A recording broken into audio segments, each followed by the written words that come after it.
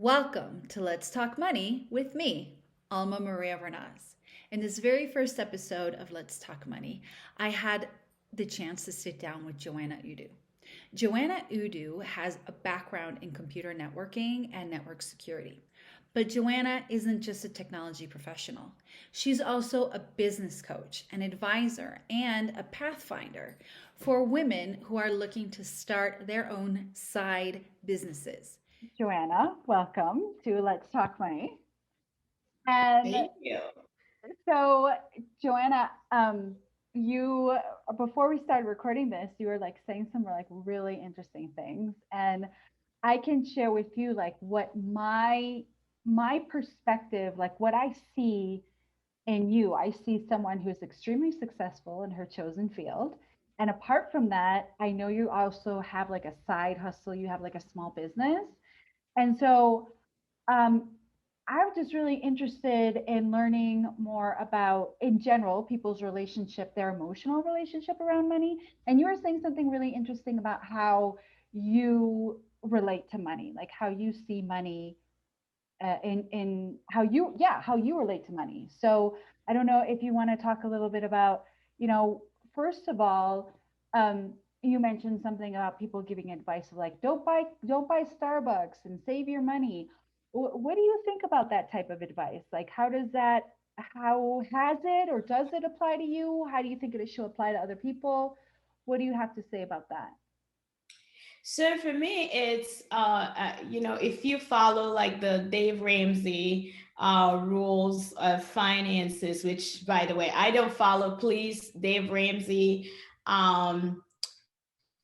supporters and fans, do not come after me. I have not read any of the books. I really don't know anything about it beyond clips off of the internet, right? And you often hear things like, well, if you can't afford X, Y, and Z, then don't do this, right? So, for example, you shouldn't buy $5 cup of coffee. You should take, because $5 a day times 365 days equals whatever, and it's terrible, and you need to be saving that money for all those different things. And you hear people say things like, well, if you're poor and you can't afford certain things, why are you buying Jordans for your kids, right? Or a pair of Nikes or whatever it may be. And you hear it over and over and over. And then they say, well, but like Mark Zuckerberg still drives a 20-year-old car. I don't know if it's 20-year-old. Don't quote me on it. And Warren Buffett lives in his house from 35 years ago and all those different things. And so anyone that deviates out of these rules is somehow doing it wrong. And my argument to that is typically, while these are all great examples, you cannot tell a person that is struggling, like that pair of Jordans is probably the nicest thing that they have, and they deserve to get something that makes them happy too. And yes, Mark Zuckerberg is driving a 20-year-old car, but he also can charter a private jet and get on and go to wherever he wants to go. But you're telling the average person that they shouldn't buy a nice car because Mark Zuckerberg is a millionaire and and is driving an old car, right?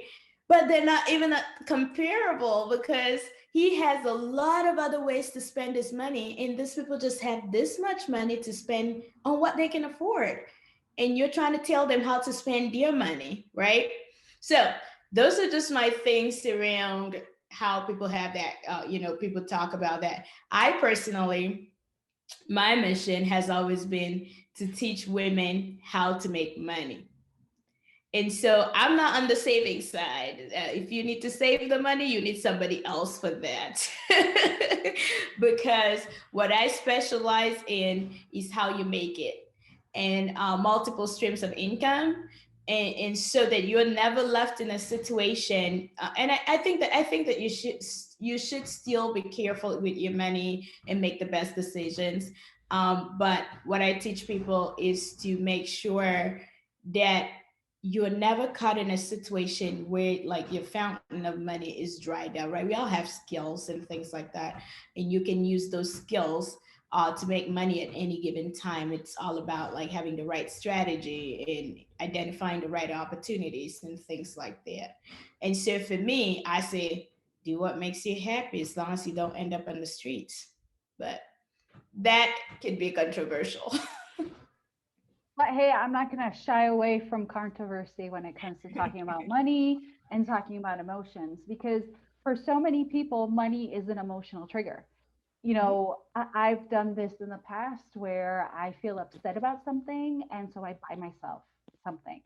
And then afterwards, I kind of have like this moral, what's the expression? Like it's almost like a moral hangover. Like I feel bad. Like I Bias, remorse. yeah, like I shouldn't have done that. And it's over stupid things like, maybe uh I don't know, an expensive dinner or something like that.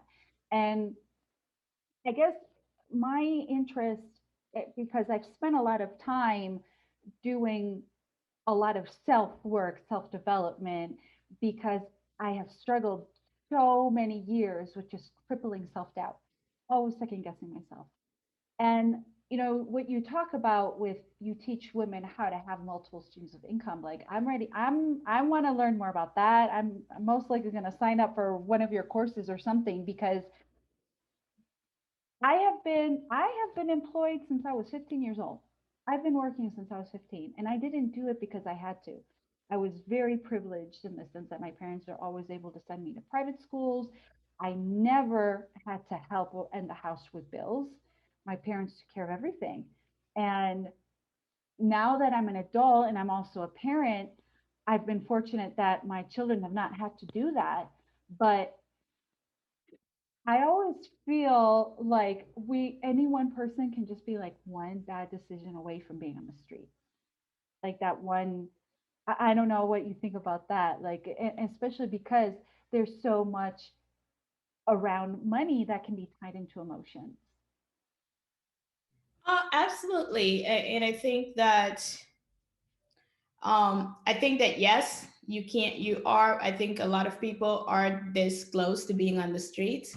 They're living paycheck to paycheck. They don't have a plan for the future because and it's not because of lack of trying, right? They're doing the best. In some cases, in a lot of cases, they're doing the best that they can with what they have.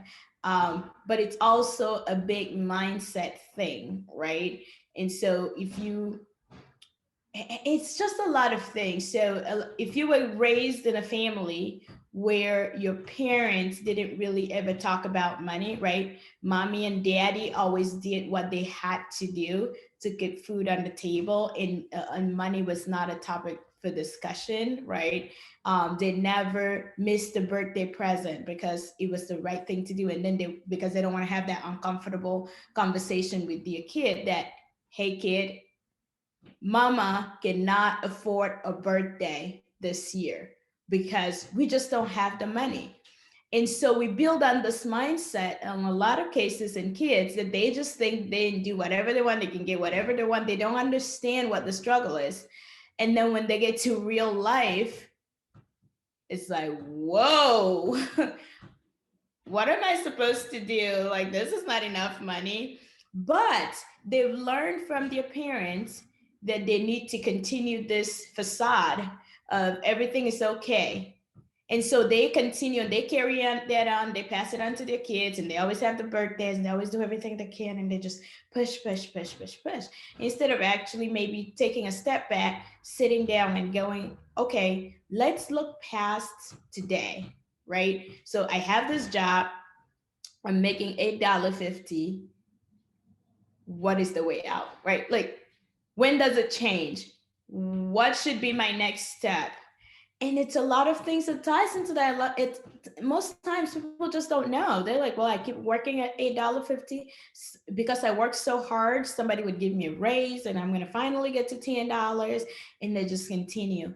But it's like, well, let's take a step back. Let's look at what the opportunities look like. What can you sacrifice right now so that you can jump from $8.50 to say $25 or $12 or whatever the case may be? But I think it's just so many things happening, a day-to-day bustles, man. You don't have time to sit around and talk about life in the next 5 years. You're just like, man, I just want to go to sleep, wake up tomorrow, carry back on. But it really comes back to how you were raised. I think that that's a big key, because my grandmother raised 10 kids. Well, with my grandfather, she wasn't a single mom or anything. And so they were very resourceful. So I was born into a family of all the kids just being resourceful. Like my mom and her siblings are very resourceful. My mom was always resourceful. And I just learned to be resourceful out of that, because it was just how I was raised, right? I can sew, I can bake, I can uh, I can draw if I had to. Like if I was out of money, I would probably draw something and sell it. And I've got the internet, at my career path where I'm really good with technology. I can take advantage of that. I can do consulting, I can do coaching, I can do hair. I do my own hair. But I was just You raised do? that, yeah, I do most of my own hair. So the people that are watching this, I mean, they can just see your hair right now, but I can attest that Joanna has had some of the most gorgeous hairdos over the months that I've known her. So, and particularly, I remember those braids, the multicolored. Oh Right. my God, they were Oh, thank so you. gorgeous. She had like Joanna had like these multicolored braids that I mean, I'm still trying to figure out how to braid my own hair. Like, I've been oh, braiding my own hair since I was 8, so it's been a that is long just time. and that just really speaks to the resourcefulness. Yeah. And I'd love to tap into that a little more because I guess one of my questions was if you could give your younger self some money and finance advice, what would it be? It sounds to me like you're taking that advice, like you're living that advice right now. Well, I would have probably saved more, but again, like I said, I that's where the disclaimer came in. I'm not the savings person. But for how much I have done over the years, right? Like I started working really, really young. I always try to get a raise when I can. I was always working multiple jobs, right? Up until I graduated college, I was working like 3 jobs at a time. I was selling Avon at one point. I was selling Mary Kay at one point. So I always had things happening for forever. So I always had multiple streams of income. So my advice to my younger self would have been to save that money a little better, um, not go, probably make better decisions when it came to college. But I was young and I didn't know enough about it. And so Do that you put mean me, like where you went to college or how you paid for it or what do how you I mean? how I paid for it. So I was paying some out of pocket, but I also had student loans, right? And I feel like I could have done some things differently. I'm not entirely sure what I could have done differently, but I could have played sports for the school and saved money. But I was so interested in working that the little amount of money that I made in that time frame did not equate to the amount of student loans that I accumulated, right? So college was great. I learned a lot of things, learned a lot of things. But I could have managed that money part a different way, maybe applied for more scholarships. But I just didn't spend time on things like that because I was so obsessed with working, and I was working all this many hours that I didn't have time to write like essays and go to competitions and do all of these different things to get scholarship. But my money advice to my younger self would have been get rid of the job and focus on these little things that could make you more money, or go to a community college for a couple years and transfer your credit over to college. And so, but I think that part of that process is what makes me who I am, right? So you can't really negate that, but that would just be the advice to myself. But going back to just how you were raised, right? My mom was a nurse, and successful nurse in her time, but she always had a side hustle. And my mom was making candles, we were making shampoos, conditioners, uh all kinds of things from scratch and selling them even when she was working. So yeah, it's just a natural thing. Wow, I love that. You know, that's exactly what I wanted. Like, that's what I want to do. Like, I want to start having those multiple streams of income. And I have been playing with the idea. I went into business for myself a couple of years, and like, I proved to myself that I could do it. And so, I guess my next question kind of like leads into, for you, what does a healthy relationship with money look like? Ooh, healthy relationship with money. I don't know. I think that no, that like I'm being very transparent and I'm being very honest. Because I think that for me to come up with what a healthy relationship with money should look like, I have to first recognize my unhealthy relationship with money, which Okay. I haven't. Now, everybody around me has. They recognize your unhealthy relationship or their Right. unhealthy relationship? No, mine. So, okay, can we unpack that for a second? Because I don't know how much of this it is, but from what I know of you, you're a single woman, you don't have children. Um, do you think that might have something to do with it? Like, what do you think you're doing, spending money and doing all these things for yourself? Do you think that has something to do with people Yeah. telling you have an unhealthy relationship with money? Yeah, people think I have an unhealthy relationship with money. I'll give you a good example. I could go an entire week without cooking and I will order Uber Eats every single day of the week. And everybody considers that to be an unhealthy relationship with money. I consider that a very healthy relationship with money. I know what I want and I'm using it.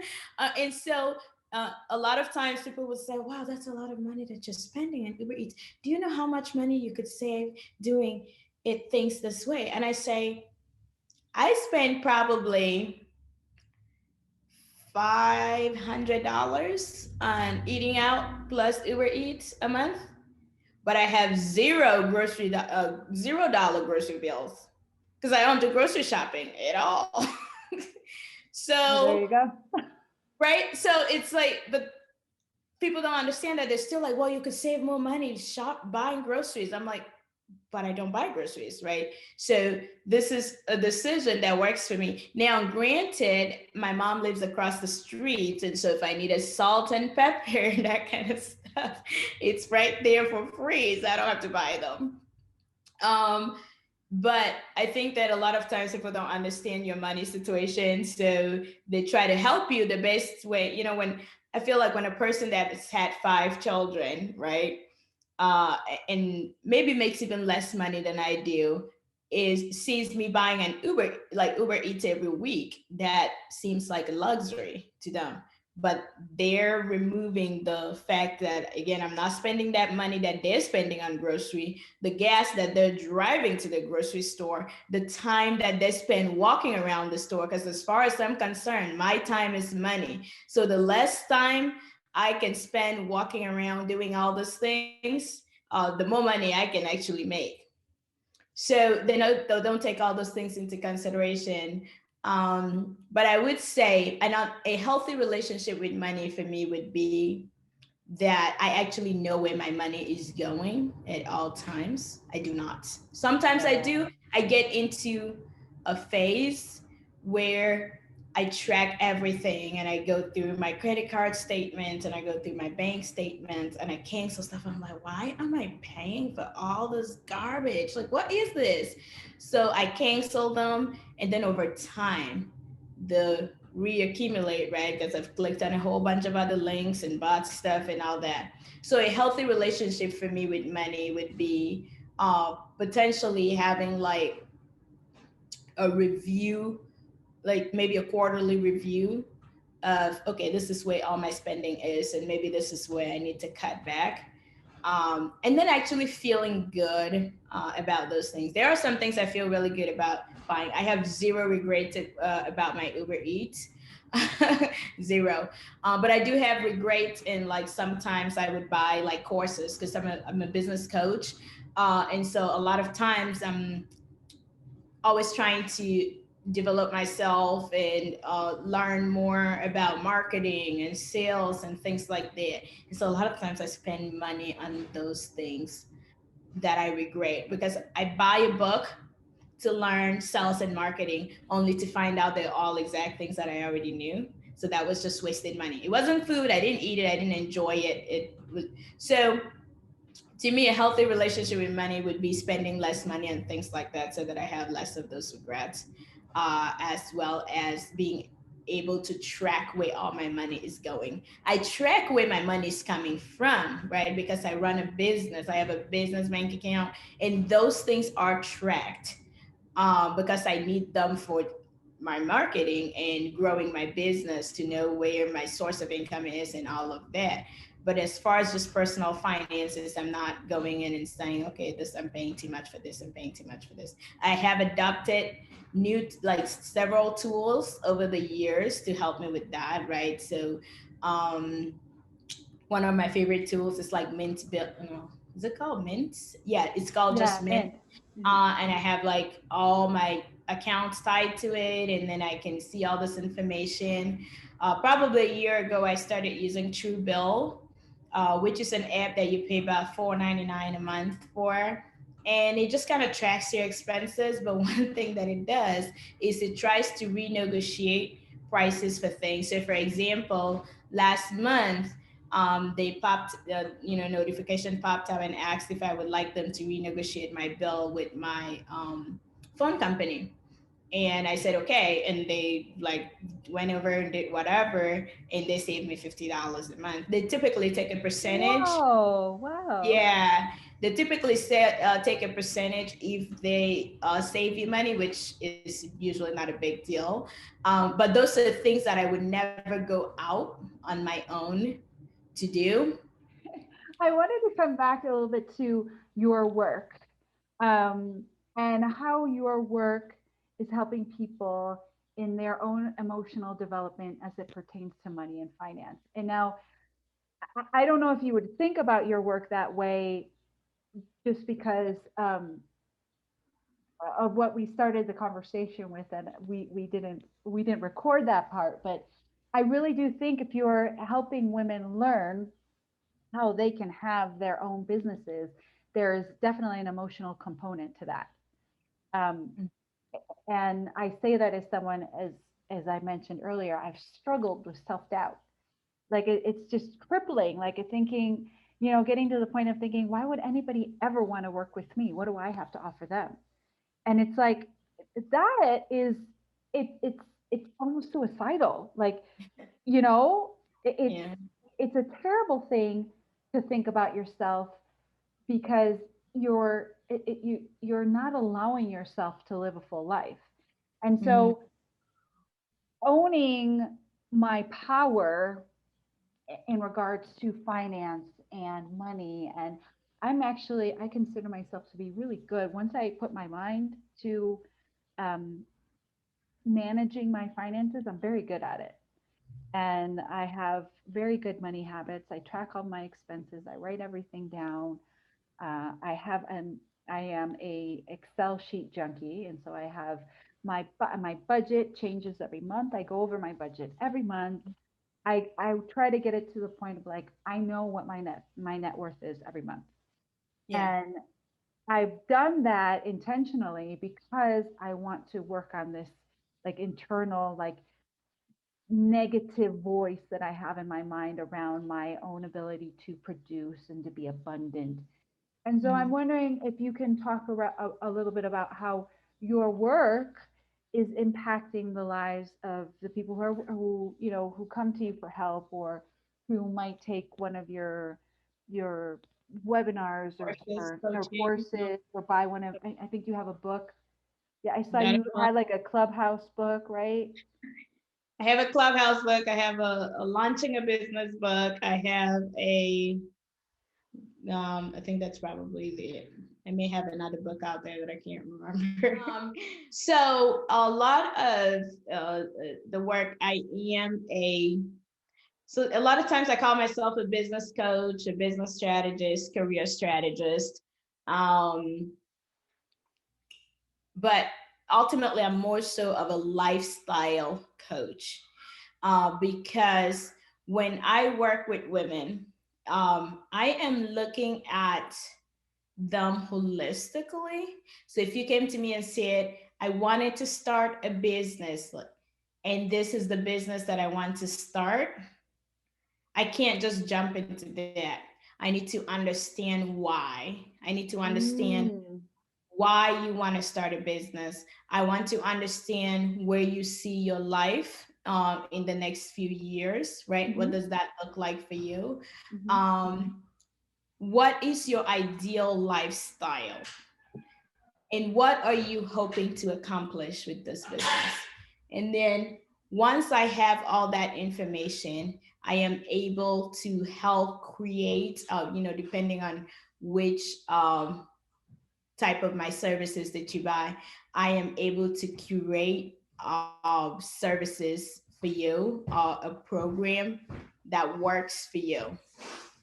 And so a lot of times people say, um, I want to start a business because I'm sorry, you can cut that off. But people say, I want to start a business, because I want to make a lot of money. There are a lot of things that you can do and make a lot of money, Oh right? yeah. Starting a business isn't the only requirement to make a lot of money. So if we understand where you're coming from, what problem are you trying to solve? Who are you trying to impact? What do you want your legacy to be?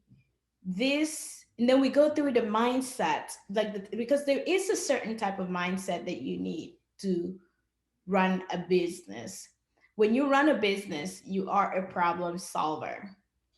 You don't necessarily have to be a know-it-all. You don't need to know how to do everything, but you do need to know how to get it done. So whether that is hiring help, right? Hiring out resources, learning how to do it yourself because you don't have the money to hire help, and all those things. But your first thing as a business owner and entrepreneur is just getting stuff done, like having big ideas and figuring out a way to get it delivered. Now, when you're done with that, you have to sustain it, right? Mhm. You have the idea, you've designed something, it's in the market, is selling. How do you keep it how do you keep it sustainable so that you can continue to make money? And that requires like making improvements and things like that.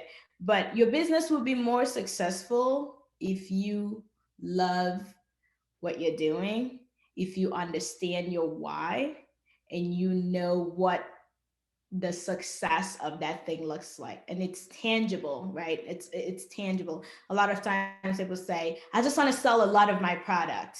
Well, how much is a lot?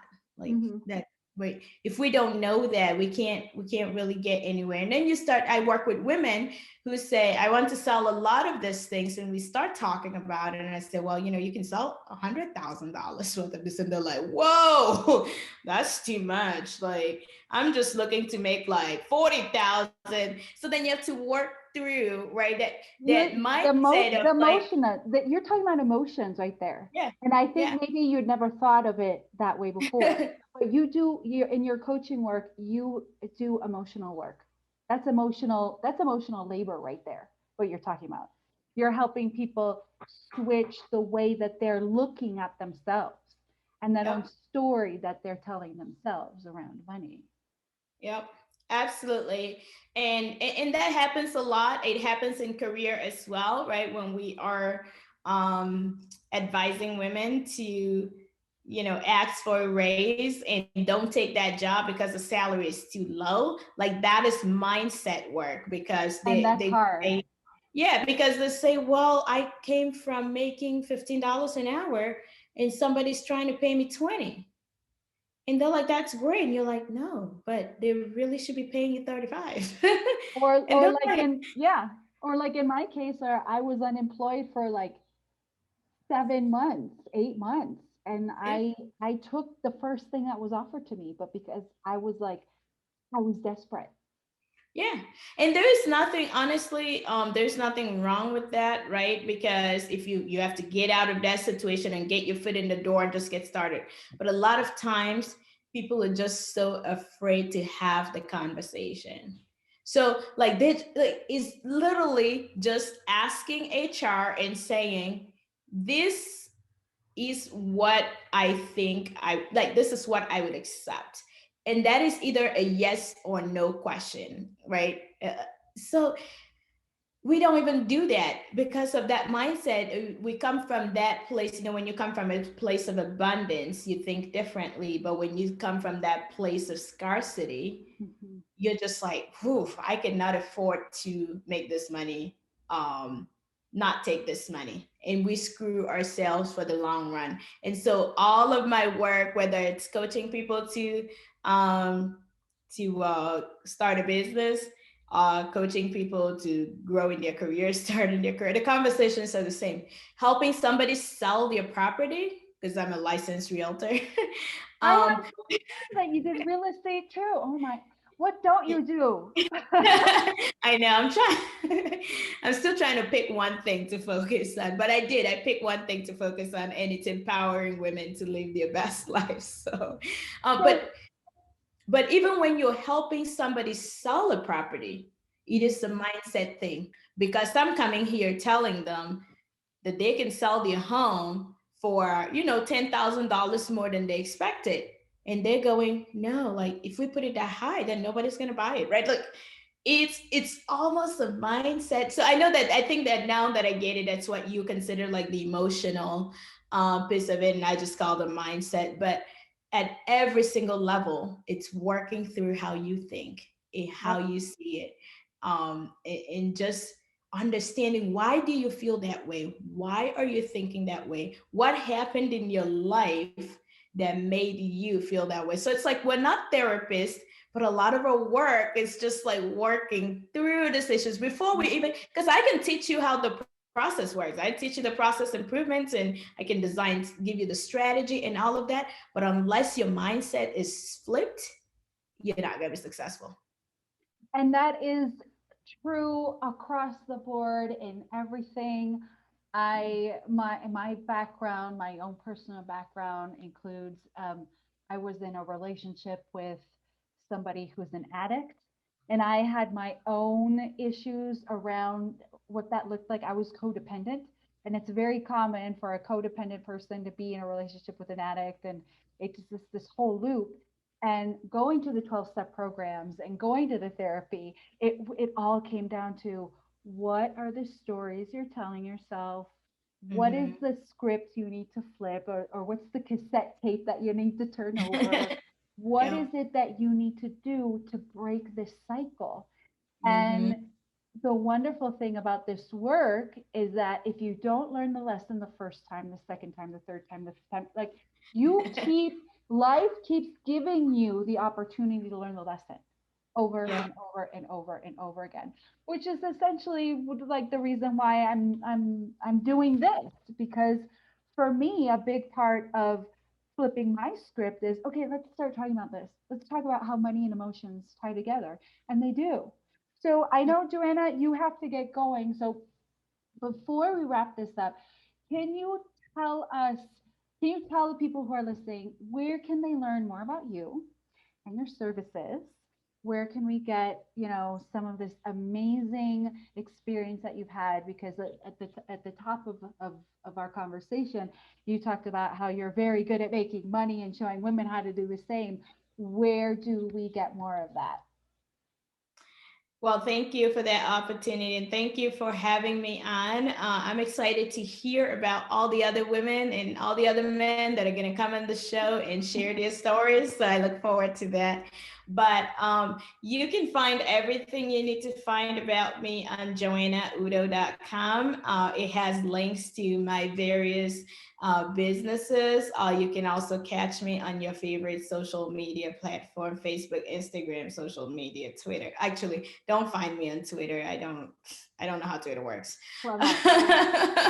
Joanna's uh, all about Clubhouse to anybody right, right. listening. I'm like wearing out, get trying to get off it. I actually was off it for a while and I got back on. But and you can always find me under Joanna Udo. I don't think I have other names associated I'll drop with a me. link to that in the description box so people can just click right on it and get right to you. And I have a virtual happy hour for women in tech, which is how I met Alma. And not next week, but the third week of April, and I don't know when this is going to air, but the third Wednesday in April, I am actually covering that topic, multiple streams of income. So, and it's free. So it is free, y'all. I will also come drop a in. link to that happy hour. What I can say about that happy hour is that it has been just a wealth of information for me. And like another aspect of my life, I'm very interested in cybersecurity. And so on that happy hour, you get some people who are like very, very very plugged into the cybersecurity world, which is really always very interesting. And I also invite people to come and be a part of the call. I will let you know off of this conversation that I recently invited somebody, and hopefully they accept to come and talk to Bridges in Tech. And this is somebody who's like done a lot of work in cybersecurity. So Bridges in Tech is just a wealth of information that anybody listening to this conversation, I strongly urge to, drop in and listen, especially if you're a woman of color. A part of me like getting into a better place mentally and emotionally around my confidence has had to do with going to Bridges in Tech. So thank you for that. Oh, great to hear. That's Yeah. great to hear. Yeah, it's been one of the most requested topics, so we're bringing it. Yay, I can't wait. I can't wait. Well, Joanna, thank you so much for coming to Let's Talk Money with Alma Maria Renaz. And I will make sure to link everybody to Joanna's information in the description box, and stay tuned for more. Thank you so much, Joanna. Thank you so much for having me. I appreciate the time. Thank you so much for staying until the end of this video. This has been a real labor of love for me, and I would just really like to thank once again Joanna Udo for being my very first guest. I told her she was my madrina, which in Spanish means godmother. She christened my very first episode with her presence. And Joanna, if you're watching this, thank you so much. If you are interested in joining the Bridges in Tech Happy Hour, there will be a link down in the description box. This episode will be airing before that happy hour that Joanna mentioned, where she'll be talking about multiple streams of income. So if you are watching this before the end of April 2021, you are in luck. You can join that free webinar or happy hour, I should say, where Joanna will be sharing her knowledge on how to build multiple streams of income. And as always, I am your host, Alma. And remember that Let's Talk Money is a space where we can talk about money and emotions and where those two meet. I hope to see you soon. Stay healthy and safe. Bye.